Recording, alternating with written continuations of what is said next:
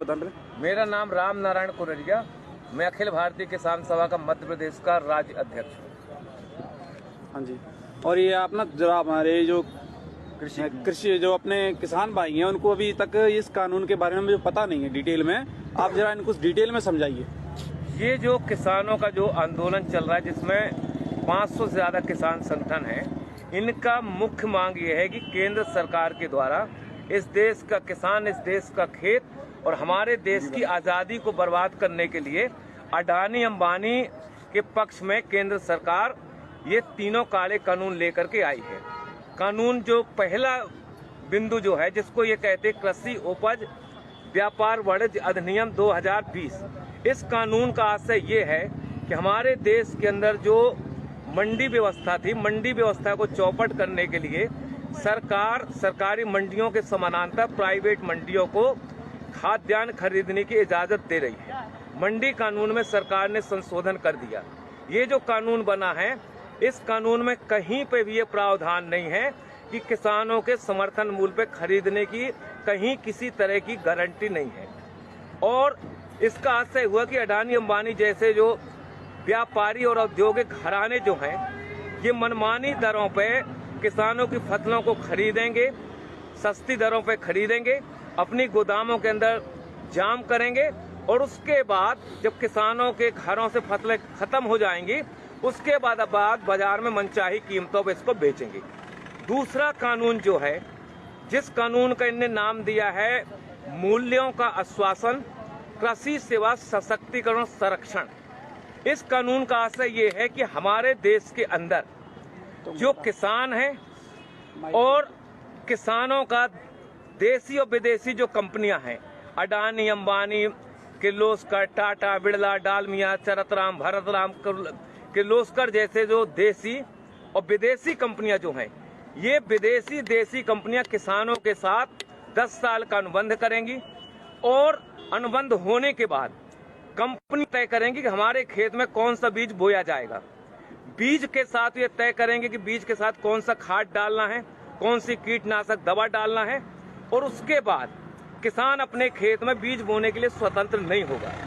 दूसरा खतरा जो इस कानून में है, वो खतरा ये है कि किसानों का कंपनियों के साथ जो अनुबंध होगा मूल्य के सवाल को लेकर के, अगर बाजार में अनुबंध से ज्यादा अगर कीमत है, उसका लाभ किसानों को नहीं मिलेगा। अगर अनुबंध के आधार पर बाजार में कीमत अगर गिर गई तो कंपनी गिरी हुई कीमत पे किसानों का भुगतान करेगी। अगर मान लो किसान अपने खेतों में जो फसल पैदा किया, कभी प्राकृतिक आपदा आ गई, ओला पड़ गया, पाला पड़ गया, कभी अति वर्षा हो गई, अगर फसल में कोई आंशिक क्षति है गुणवत्ता के सवाल पे, कंपनी हमारे माल को रिजेक्ट कर सकती है, खरीदने के लिए कंपनी बाध्य नहीं होगी। इसमें सबसे खतरनाक पहलू जो है, पहलू ये है कि अगर हमारा कंपनी हमारा अनाज नहीं खरीद रही है, रिजेक्ट कर रही है, अगर किसान दोबारा उस अनाज को दूसरों को अगर बेचना चाहे तो इस कानून में प्रावधान है कि आप इस समझौते का उल्लंघन करके दूसरे को आप नहीं बेच सकते हैं। इस कानून में सबसे खतरनाक पहलू जो है कि ये न्यायालयीन प्रक्रिया से बाहर कर दिया गया है। एसडीएम कलेक्टर जो है इसका निराकरण करेगा, केंद्र सरकार का प्रतिनिधि निराकरण करेगा। कंपनी और किसानों के बीच में अगर कहीं पे कोई विवाद होता है तो इसमें हाई कोर्ट, सुप्रीम कोर्ट जाने के किसानों को अधिकार नहीं दिए गए हैं। और हम और आप ये जानते हैं कि एसडीएम और कलेक्टर जो है, ये राज्य और केंद्र सरकार के प्रतिनिधि होंगे। कंपनी के बड़े बड़े वकील पैरवी करेंगे और किसान के पास इतनी ताकत नहीं, इतना पैसा नहीं है कि उन वकीलों का मुकाबला कर सके और आखिरी में किसान के खिलाफ ही फैसला होगा। इसलिए ये कानून ठेका खेती वाला जो कानून है, खतरनाक कानून है। इस कानून से हमारे देश की खाद्यान्न सुरक्षा खतरे में पड़ेगी।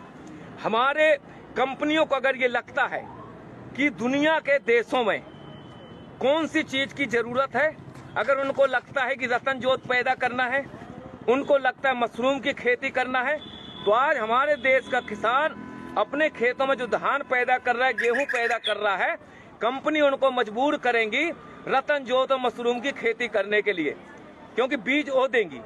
हम लोगों ने देखा हिंदुस्तान के जब ईस्ट इंडिया कंपनी का कब्जा था, ये जो बंगाल था, जब हिंदुस्तान और पाकिस्तान नहीं बना था, बांग्लादेश नहीं बना था, उस समय ईस्ट इंडिया कंपनी ने वहां के किसानों को बाध्य किया था नील खेती करने के लिए। और जब नील खेती किसानों ने की, जमीनें उनकी बंजर हुई, उर्वरक शक्ति खत्म हुई और हमारे देश में आजादी के पहले 1 करोड़ से ज्यादा हिंदुस्तान का नागरिक मारा गया था भूख की वजह से। तीसरा कानून जो है, तीसरा कानून का नाम यह है कि अति आवश्यक वस्तु अधिनियम 2020 संशोधन कर दिया। इस कभी तक हमारे देश का जो कानून था, उस कानून में प्रावधान ये था कि हमारे देश का व्यापारी, हमारे देश का औद्योगिक घराना एक सीमा से ज्यादा अपनी दुकानों के अंदर किसी भी वस्तु को अधिक समय तक जाम नहीं कर सकता था। इसमें कानून बना हुआ था। अब सरकार ने फैसला किया है, हिंदुस्तान के खेत में जो हम पैदा करते हैं, गेहूं, चना, अलसी, मसूर, बटरी, दलहन, तिलहन, शक्कर और सब्जी और फल, इनको आवश्यक वस्तु अधिनियम की परिधि से बाहर कर दिया गया है।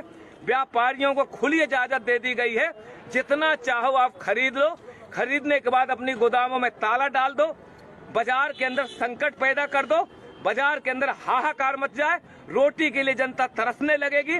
उसके बाद ये मनचाही कीमतों पे गोदाम के माल को बाहर निकालेंगे और मनचाही कीमतों पे हमारे देश के अंदर जमाखोरी, मुनाफाखोरी बढ़ेगी। इसलिए ये कानून हिंदुस्तान के किसानों के भर पक्ष में नहीं है, ये कानून इस देश की जनता के पक्ष में भी नहीं है। जनता के पक्ष में इस हिसाब से नहीं है कि खेत का अनुबंध कंपनी के साथ होगा, हमारे खेतों में जो पैदावारी होगी वो गोदामों के अंदर चली जाएगी। उसके बाद हमारे देश का जो पूंजीपति है, अगर उसको लगता है कि दुनिया के अंदर फलानी चीज की जरूरत है, तो हिंदुस्तान की जनता को देने की बजाय मुनाफा के लालच में दुनिया के दूसरे देशों के अंदर निर्यात करेगा। हिंदुस्तान के अंदर आने वाले समय में खाद्यान्न संकट पैदा होगा। ये इस कानून की वजह से हिंदुस्तान की जो आबादी है, 40% लोग जो राशन की दुकानों से 2 रुपया 5 रुपया किलो का जो अनाज लेते हैं, जब सरकार खरीदी नहीं करेगी, सार्वजनिक राशन प्रणाली की दुकानें बंद हो जाएंगी, FCI की गोदामें बंद हो जाएंगी, वेयर हाउस बंद हो जाएंगे।